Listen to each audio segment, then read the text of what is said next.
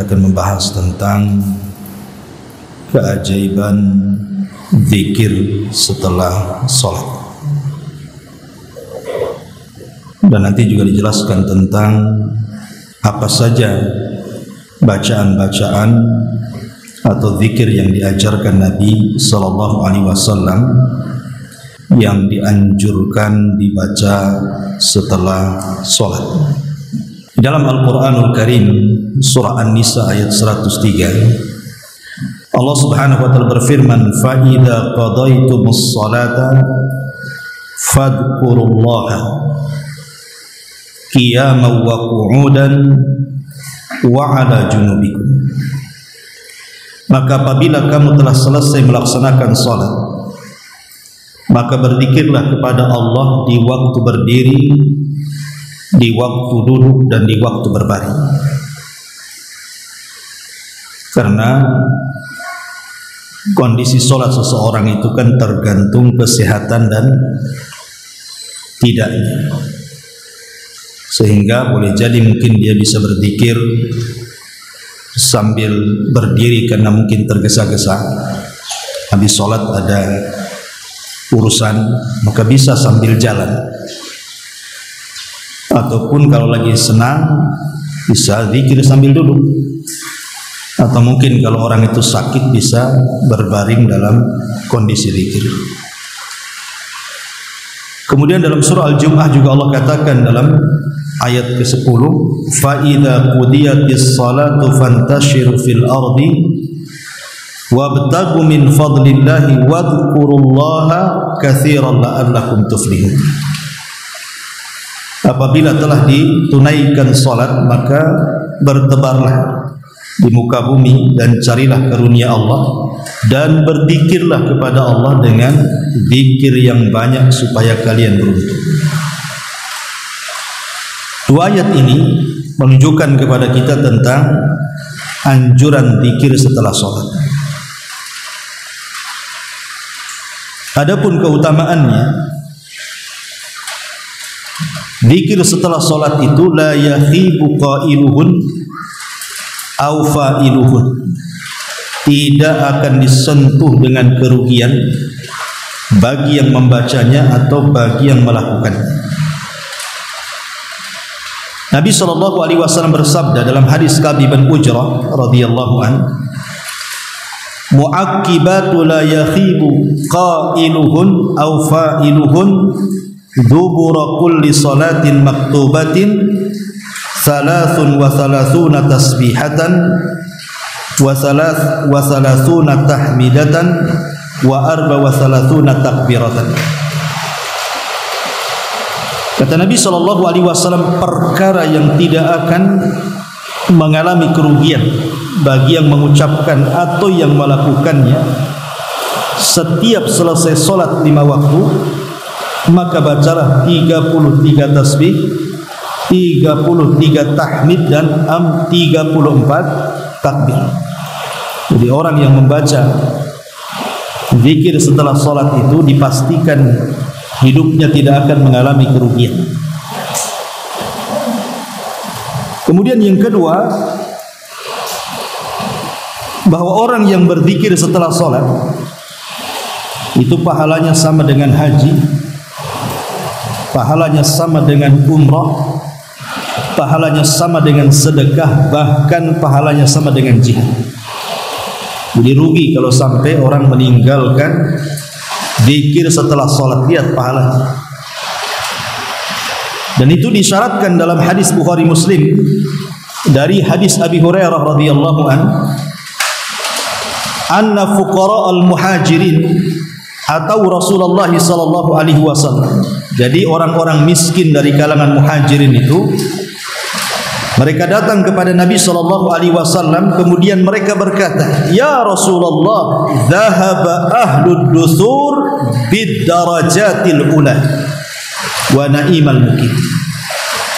Rasul, orang-orang kaya itu mereka mendahului kami dengan derajat-derajat tinggi dan nikmat yang sangat besar. Yusalluna kama nusalli wa yasumuna kama nasum walahum fadlun min amwalin yahujjuna wa ya'tamiruna wa yujahiduna wa yatasaddaquna. Mereka solat sama dengan kami, mereka puasa sama dengan kami, tapi mereka punya harta yang kami tidak punya. Mereka bisa haji dengan hartanya, bisa umroh dengan hartanya, bisa jihad dengan hartanya, bisa sedekah dengan hartanya. Maka Nabi SAW mengatakan, maukah ku ajarkan kepada kalian yang kalian akan dapat seperti yang mereka dapat? Kata Nabi SAW, tusabbihuna wa tahmaduna wa tukabbiruna khalfa kulli salatin thalathan wa salasin. Kalian tinggal bertasbih, bertahmid, bertakbir setiap selesai solat 33, itu sama pahalanya. Lihat bagaimana Nabi SAW menyamakan orang-orang yang zikir setelah solat pahalanya sama dengan haji, pahalanya sama dengan umroh, pahalanya sama dengan jihad, dan bahkan dengan bersedekah yang banyak. Ini yang kedua. Yang ketiga, zikir setelah solat itu bisa menggugurkan banyak dosa. Bisa menggugurkan banyak dosa. Walaupun dosa kita itu sebanyak buih yang ada di lautan. Dan itu disebutkan dalam beberapa hadis, di antaranya hadis Abu Hurairah radhiyallahu an yang dikeluarkan Imam Muslim. Kata Nabi SAW, man sabbahallah fi duburi kulli salatin thalathan wa thalathin wa hamidallah thalathan wa thalathin wa kabbarallaha thalathan wa thalathin fatilka tis'ah wa tis'un wa qala tamamul mi'ah la ilaha illallah wahdahu la syarikalah lahul mulku wa lahul hamdu wa huwa ala kulli syai'in qadir ghufirat khatayahu wa in kanat mithla zabadil bahri. Dari Abu Hurairah radhiyallahu an, Nabi mengatakan, barang siapa yang bertasbih setiap selesai solat 33, mengucapkan alhamdulillah 33, mengucapkan Allahu Akbar 33, sehingga genap menjadi 99, kemudian disempurnakan 100 dengan la ilaha illallah wahdahu la syarikalah lahul mulku wa lahul hamdu wa huwa ala kulli syai'in qadir, akan diampuni kesalahan-kesalahannya walaupun sebanyak buih yang ada di lautan. Ya, luar biasa. Berapa banyak dosa yang kita lakukan, setiap hari kita melakukan dosa. Maka orang yang mengamalkan zikir setelah solat tidak sadar dosa kita diampuni oleh Allah Subhanahu wa taala. Ini yang ketiga. Yang keempat, bahwa zikir setelah solat itu wasiat dari Nabi. Nabi yang berwasiat agar jangan meninggalkan zikir setelah solat. Sebagaimana hadis yang dikeluarkan Imam Ahmad dan juga Abi Dawud dari Mu'adz bin Jabal radhiyallahu an. Jadi satu hari Rasul mengambil tangannya dan mengatakan, ya Mu'adz, inni uhibbuka fillah. Wahai Mu'adz, saya mencintai engkau karena Allah. Usika ya Mu'adz, aku wasiatkan kepadamu, la tada'anna fi duburi kulli salatin an taqula Allahumma inni ala dzikrika wa syukrika wa husni ibadati. Jangan pernah tinggalkan zikir setelah solat wahai Mu'adz, dan katakanlah, Allahumma ya Allah, a'inni ala dzikrik, tolong aku agar bisa mengingatmu, wa syukrik, dan bersyukur akan nikmatmu, wa husni ibadatik, dan tolong agar aku bisa beribadah kepadamu seindah mungkin. Hadis ini disebutkan dalam kitab Sahih Al-Jami'. Ya, bagaimana di sini Nabi SAW menjelaskan tentang keutamaan zikir setelah solat, luar biasa. Maka rugi sekali kalau seandainya seseorang kemudian meninggalkan zikir setelah solat. Apalagi zikir setelah solat tadi menghancurkan dosa-dosa kita, merontokkan dosa-dosa kita. Walaupun dosa kita itu sebanyak buih yang ada di lautan. Coba perhatikan Bu, Kita membaca tasbih, tahmid dan takbir ini kan bukan hanya diperintahkan setelah sholat saja, tapi juga diperintahkan sebelum tidur kan. Kenapa demikian? Kata Nabi SAW kepada Ali radhiyallahu anhu, dan juga Fatimah putrinya mengatakan, maukah ku ajarkan kepada kalian beberapa kalimat, kata Rasul, dan itu lebih baik daripada pembantu yang kalian minta. Kemudian Nabi SAW mengatakan, kalau engkau berangkat ke pembaringanmu, maka ucapkan tasbih 33, kemudian tahmid 33, dan takbir 34. Jadi semua 100. Apa faedahnya? Ingat, kalimat tasbih saja, kalimat tasbih itu terkandung tauhid. Karena kita membersihkan semua sifat-sifat dan nama-nama Allah dari hal-hal yang bisa mengurangi. Artinya ketika kita bertasbih itu di dalamnya terkandung tauhid. Jadi kalau ibu membaca tasbih sebelum tidur itu hakikatnya tidur ibu itu di atas tauhid, gitu maksudnya. Sehingga kalau tidur di atas tauhid, kalau Allah takdirkan kita meninggal, berarti meninggal di atas tauhid. Coba, nikmat mana lagi orang meninggal di atas tauhid itu? Apalagi bacaan-bacaan zikir seperti itu, kalau kita kemudian baca sebelum tidur itu juga bisa menolong kita untuk bangun tengah malam, supaya kita ini bisa sholat malam dan mendapatkan kecintaan Allah Subhanahu wa ta'ala. Karena ucapan yang paling dicintai Allah itu kan 4. Ucapan yang paling dicintai Allah itu 4. Pertama subhanallah, kemudian alhamdulillah, kemudian la ilaha illallah, kemudian Allahu akbar. Inilah 4 kalimat yang paling dicintai Allah. Subhanallah, alhamdulillah, la ilaha illallah, Allahu akbar.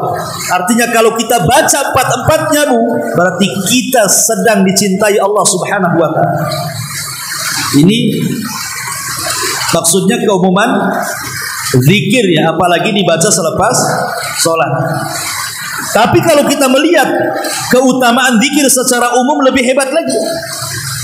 Kata Nabi SAW dalam hadis Abi Darda radhiyallahu anhu yang dikeluarkan Imam Tirmidzi dan disahihkan oleh Syekh Nasiruddin Al-Albani rahimahullahu taala, Rasul mengatakan, ala adullukum bi khairi min a'malikum.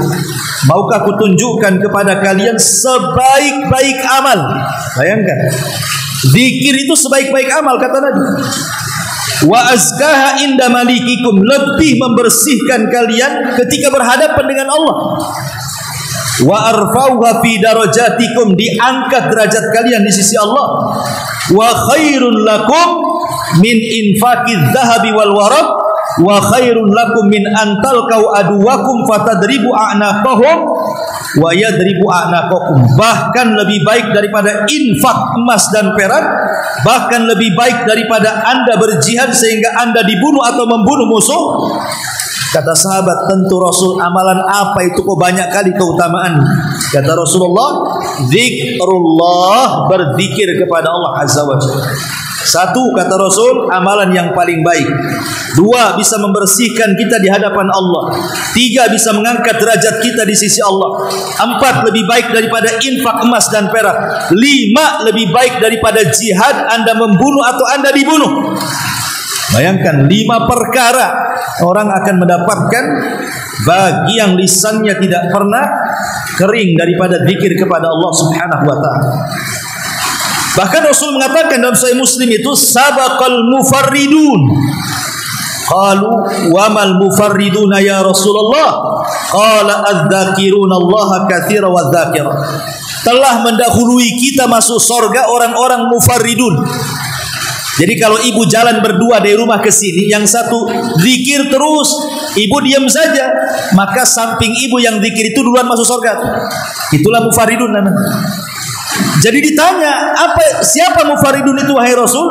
Maka Rasul mengatakan laki-laki ataupun perempuan yang lisannya terus berzikir kepada Allah Subhanahu wa ta'ala. Kemudian juga Rasul mengatakan dalam hadis Bukhari, mathalul ladzi yadhkuru rabbah walladzi la yadhkuru rabbah mithlul hayy wal mayyit. Permisalan orang yang suka zikir kepada Allah dan orang yang jarang zikir kepada Allah itu sama permisalan orang hidup sama orang mati. Lihat orang mati, tidak bisa apa-apa, tapi orang hidup kemana-mana kan itu. Itulah perbedaannya orang yang zikir dengan orang yang tidak zikir. Kemudian juga disebutkan dalam hadis riwayat Ibnu Majah, kata Nabi SAW menukilkan firman Allah, artinya hadis ini hadis kursi. Ana ma'abdi, saya bersama hambaku, kata Allah. Idza huwa dzakarani, selama dia mengingatku. Wa taharrakat bi syafatah, dan selama lisannya terus bergerak mengingat aku. Jadi orang yang berzikir itu terus akan disertai Allah dalam kehidupan. Dan tentu kalau Allah menyertai dalam kehidupan kita, semua urusan kelar semuanya. Kemudian juga disebutkan dalam hadis dari Abi Musa al-Ash'ari yang dikeluarkan Bukhari Muslim, ala adulluka ala kanzin min kunuzil jannah. Maukah aku tunjukkan pembendaharaan dari pembendaharaan sorga? Sahabat mengatakan, tentu ya Rasulullah. Maka Rasul mengatakan, perbanyaklah haula wala quwata illa billah. Tidak ada daya dan kekuatan kecuali milik Allah subhanahu wa ta'ala. Subhanallah, lihat. Ini diantara keistimewaan dan keajaiban zikir kepada Allah. Kalau saya sebutkan banyak sekali. Baik, kita masuk pada zikir solat ini. Seperti apa zikir solat ini? Ma'asyiral muslimat yang dimuliakan Allah subhanahu wa ta'ala, Bu, yang pertama kali kalau ibu selepas sholat, ucapkan istighfar 3 kali. Astagfirullah, astagfirullah, astagfirullah. Ucapkan istighfar 3 kali. Apa gunanya istighfar, Bu? Para ulama mengatakan gunanya istighfar 3 kali selepas sholat itu, Bu.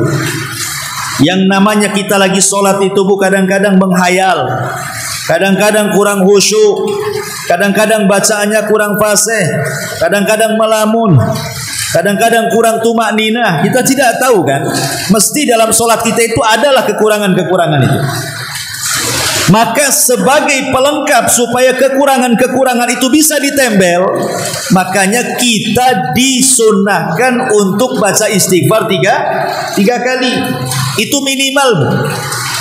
Ya, minimal itu baca istighfar. Kalau ibu tergesa-gesa kan itu ya, maka istighfar jangan sampai ditinggal. Umpamanya ibu lagi safar kemana, kemudian sholat di musola, kalau lama-lama zikir ketinggalan, istighfar ini tolong jangan ditinggal. Minimal istighfar aja. Astagfirullah, astagfirullah, astagfirullah. Karena fungsinya istighfar ini tadi, boleh jadi ketika kita sholat ini ada kekurangan, itu maksud. Makanya disuruh istighfar 3 kali. Kemudian ditambah dengan zikir-zikir yang lainnya. Sebagaimana dalam hadis Thauban radhiyallahu an, Nabi SAW apabila selesai sholat, kemudian beliau beristighfar 3 kali, kemudian menambah Allahumma antas salam wa minkas salam tabarakta ya dzal jalali wal ikram. Nah, jadi tolong ini jangan tinggalkan. Ini sependek-pendeknya zikir. Jadi kalau ibu tergesa-gesa, paling pendek zikir istighfar 3 kali dengan Allahumma antas salam wa minkas salam tabarakta ya dzal jalali wal ikram, pergi.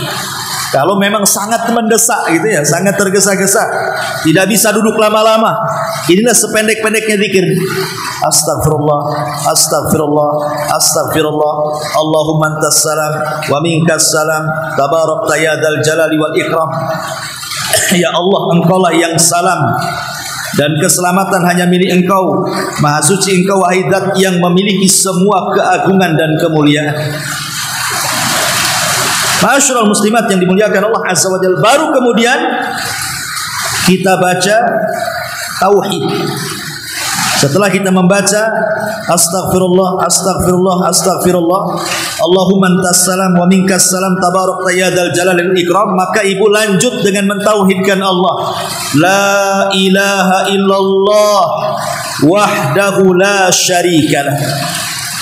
Tidak ada sesembahan yang berhak disembah kecuali Allah yang tidak ada sekutu baginya. Kemudian membaca Allahumma la mani'a lima a'taita wa la mu'tiya lima mana'ta wa la yanfa'u dzal jaddi minkal jadd. Allahumma la mani'a lima a'taita. Ya Allah, tidak ada yang mencegah apa yang kau berikan. Wala mu'tiya lima mana'ta, dan tidak ada yang memberi apa yang kau cegah. Wala yanfa'u dzal jaddi minkal jadd, dan tidak berguna kekayaan dan kemuliaan bagi pemiliknya kecuali Engkau ya Rabb, semua kejayaan dan kemuliaan milik. Jadi ini bacaan selanjutnya, la ilaha illallah wahdahu la syarikalah, Allahumma la mani'a lima a'taita wa la mu'tiya lima mana'ta wa la yanfa'u dzal jaddi minkal jadd. Lalu setelah itu ibu bisa menambah sebagaimana hadis Abdullah bin Zubair itu, la ilaha illallah wahdahu la syarikalah, lahul mulku wa lahul hamdu wa huwa ala kulli syai'in qadir, la haula wa la quwata illa billah, la ilaha illallah wa la na'budu illa iyyah, lahun ni'matu wa lahul fadlu wa lahus tsana'ul hasan, la ilaha illallah mukhlishina lahuddin walau karihal kafirun. Ini juga kalau ibu menghafal baca juga. Baru setelah itu ibu bertasbih, bertahmid, bertakbir, dan ini ada 5 cara. Ingat Bu ya, tasbih, takbir, tahmid itu ada 5 cara. Saya kasih tahu, semuanya riwayatnya sahih. 1, ibu membaca subhanallah 33 kali. Kemudian alhamdulillah 33 kali. Kemudian Allahu Akbar 33 kali. Berarti jumlahnya berapa? 99 kali. Ini gambaran pertama, bentuk pertama. Boleh juga yang kedua, tasbih subhanallah 33 kali, takbir 33 kali, kemudian tahmid 33 kali, kasih genap 100 dengan la ilaha illallah wahdahu la syarikalah, lahul mulku wa lahul hamdu wa huwa ala kulli syai'in qadir. Berarti semuanya ada 100. Karena tasbih 33, kemudian tahmid 33, kemudian takbir 33, 99 tambah 1 jadi 100 dengan la ilaha illallah. Ini bentuk yang kedua. Bentuk yang ketiga, tasbih subhanallah 33, tahmid 33, takbir 34. Berarti 100 kan? Ya, ini gambaran yang ketiga ya. Tasbih 33, tahmid 33, takbir 34. Berarti 100. Berarti sudah berapa? Sudah 3. Kemudian yang keempat, ini gambaran yang keempat, boleh juga. Tasbih 25, tahmid 25, takbir 25, tahlil 25, jadi 100. Saya ulang, ini cara yang keempat. Tasbih subhanallah subhanallah subhanallah 25 kali. Alhamdulillah alhamdulillah alhamdulillah 25 kali. Allahu akbar Allahu akbar Allahu akbar 25 kali. La ilaha illallah 25 kali. Jadi genap menjadi 100. Ini gambaran yang keempat. Dan yang terakhir ini yang tergesa-gesa Bu. Tasbih 10 kali. Allah subhanallah subhanallah subhanallah 10 kali. Kemudian tahmid alhamdulillah alhamdulillah alhamdulillah 10 kali. Allahu akbar 10 kali. Berarti jumlahnya 30. Ya, ini boleh, 5-5-nya boleh. Ibu memilih yang mana? Semuanya ada hadisnya, semuanya sahih. Ya. Saya ulangi ya biar mantap. 1, tasbih 33, tahmid 33, takbir 33, jumlahnya 99. 2, tasbih 33, tahmid 33, takbir 33, genapkan dengan la ilaha illallah menjadi 100. Yang ketiga, tasbih 33, tahmid 33, takbir Allahu Akbar tambah 1, 34. Menjadi 100. Ya. Kemudian yang keempat, tasbih 25, kemudian tahmid 25, kemudian takbir 25 dan la ilaha illallah tahlil 25, jadi 100 juga. Dan yang terakhir, ini yang tergesa-gesa saya tadi katakan, tasbih 10, tahmid 10, takbir 10. Berarti 30 jumlahnya. Semuanya sahih. Boleh diamalkan 5 bentuk zikir ini, 5-5-nya hadisnya semuanya sahih. Nanti saya akan sebutkan riwayat-riwayatnya. Tetapi pertanyaannya muncul.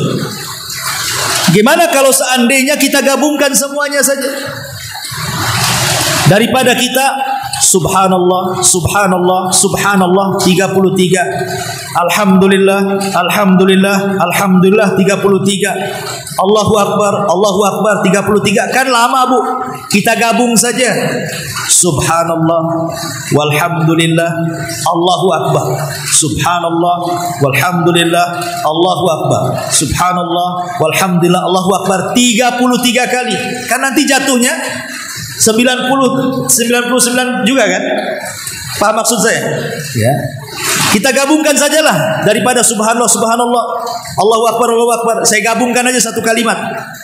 Alhamdulillah, subhanallah, alhamdulillah, Allahu Akbar 1. Subhanallah, alhamdulillah, Allahu Akbar 2, sampai 33. Berarti kan semuanya nanti jatuhnya 99 juga kan gitu ya. Lah ini bagaimana pandangan para ulama? Kita gabungkan aja daripada satu-satu. Ya. Maka ulama mengatakan dua-duanya boleh. Boleh dua-duanya. Ya. Baik ibu satu-satu, subhanallah, subhanallah 33, alhamdulillah, alhamdulillah 33, boleh. Ataupun mau digabungkan juga boleh. Subhanallah, walhamdulillah, Allahu Akbar. Subhanallah, alhamdulillah, Allahu Akbar 33. Boleh dua-duanya. Yang jadi khilaf para ulama itu adalah mana yang afdol. Jadi yang jadi khilaf itu bukan boleh tidak bolehnya, dua-duanya boleh. Tapi mana yang afdol itu yang jadi masalah. Imam Ahmad Ibn Hanbal rahimahullahu taala dia mengatakan tidak ada yang afdol, dua-duanya boleh. Kata Imam Ahmad, mukhayyar, boleh memilih. Mau yang ini boleh, mau yang itu boleh, kata Imam Ahmad. Ya. Tetapi Imam Nawawi dan juga Al-Hafidh Ibnu Hajar rahimahullah ta'ala mengatakan sebaiknya disendiri-sendirikan. Ya, yang lebih afdal itu yang sendiri-sendiri. Subhanallah sendiri, alhamdulillah sendiri, kemudian alhamdulillah sendiri. Apa alasannya? Kan sama saja sebenarnya kan?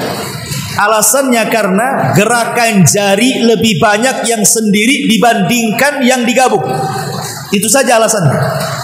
Sebab kalau seandainya kita sendiri-sendiri Bu, subhanallah, subhanallah, subhanallah, subhanallah, ini jari akan banyak bergerak.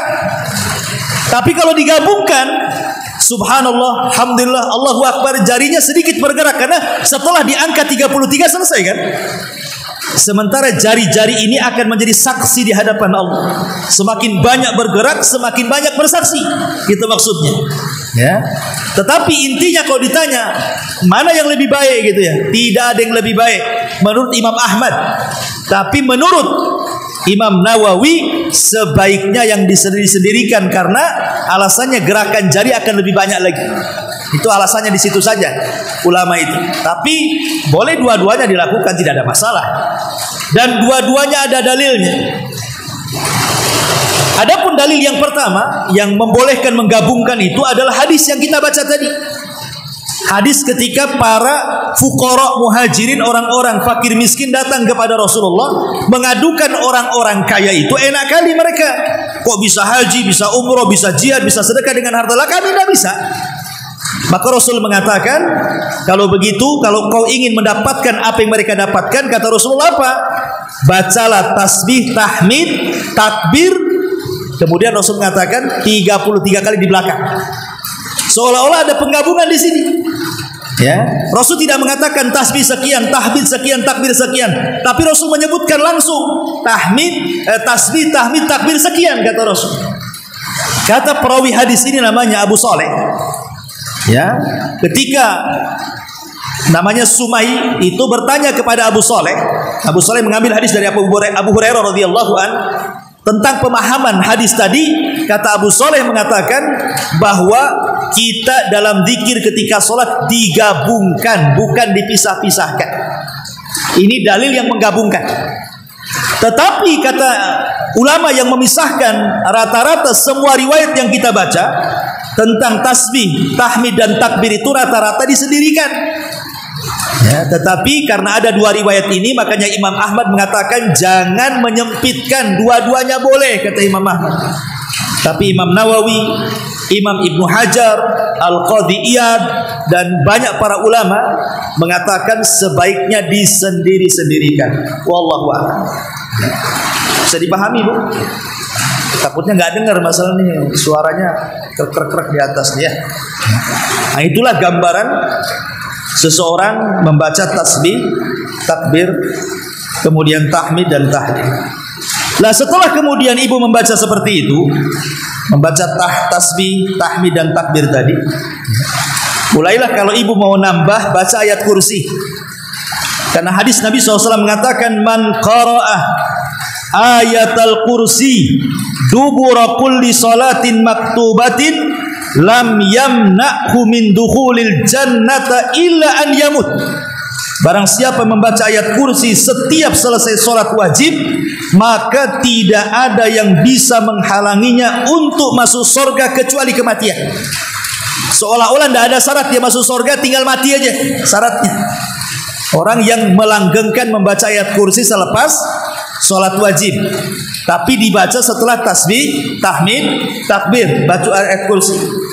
Kemudian boleh juga dibaca setelah ayat kursi muawwidhataini, qul a'udzu birabbil falaq dan qul a'udzu birabbin nas. Karena Nabi SAW dalam hadis Uqbah ibn Amir mengatakan amarani Rasulullah SAW an aqra muawwidhataini dubura kulli salatin. Rasul memerintahkan aku untuk membaca muawwidhataini qul a'udzu birabbin nas dan qul a'udzu birabbil falaq setiap selesai salat. Jadi bisa ditambah ayat kursi, kemudian muawwidhataini qul a'udzu birabbin nas dan qul a'udzu birabbil falaq. Kemudian baru setelah itu doa-doa yang memang boleh dibaca dan dianjurkan dan dimasukkan ke dalam zikir, seperti umpamanya hadis Ummu Salamah Hindun binti Umayyah radhiyallahu an.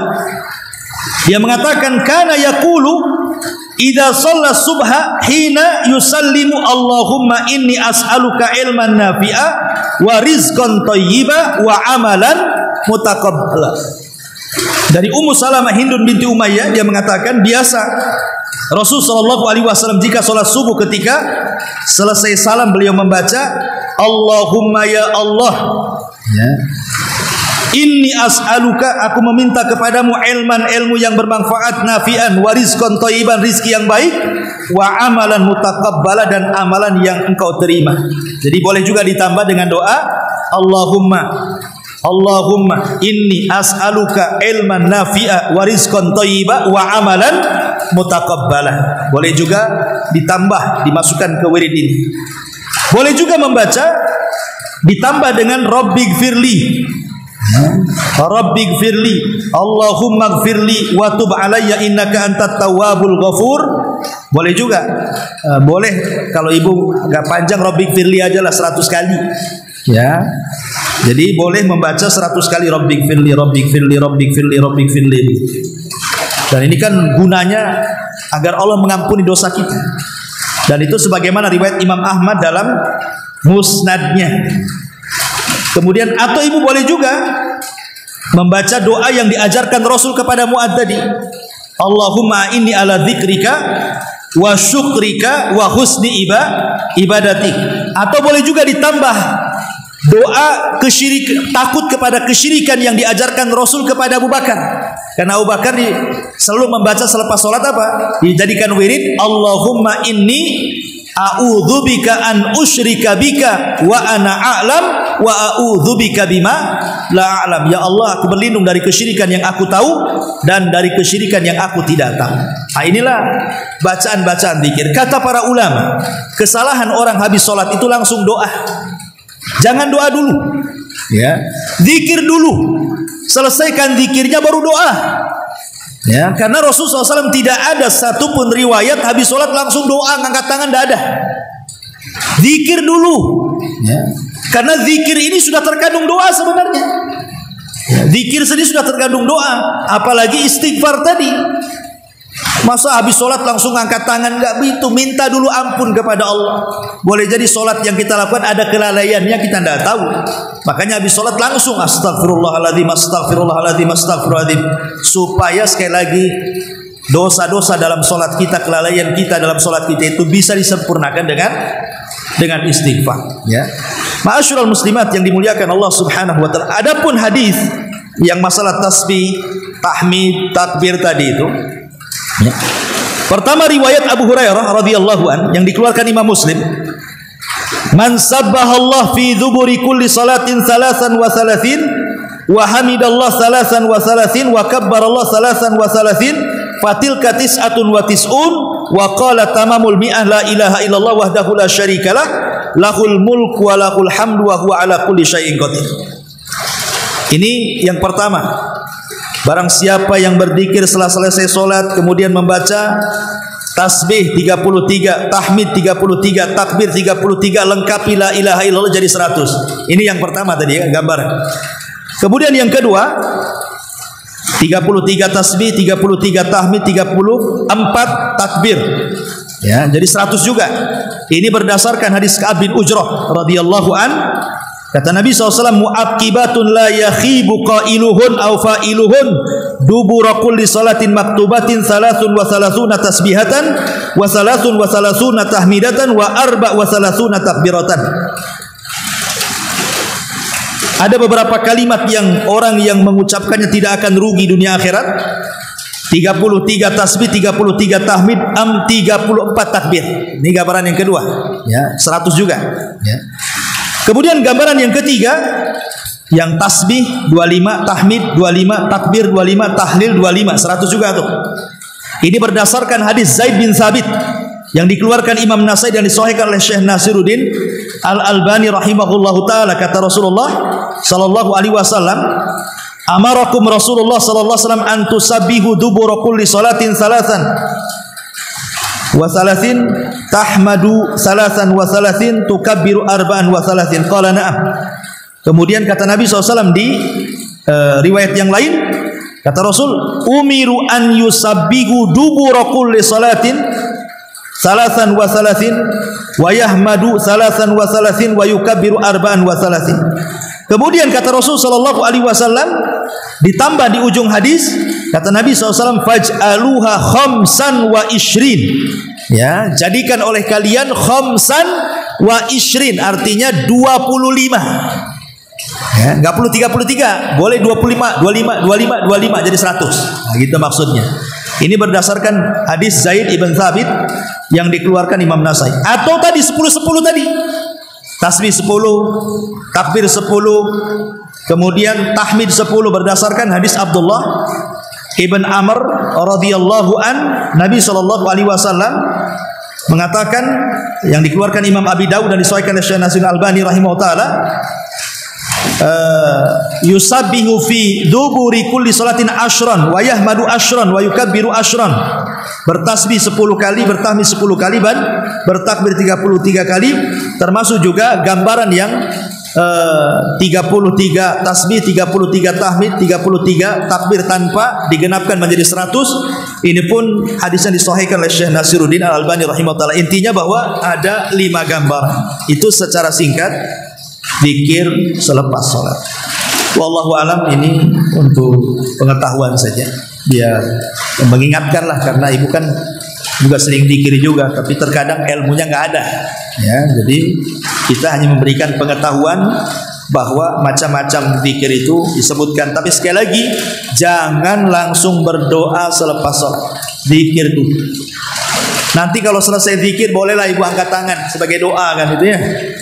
Ya, ataupun sholat sunnah dulu baru habis sholat sunnah berdoa, itu lebih afdal lagi.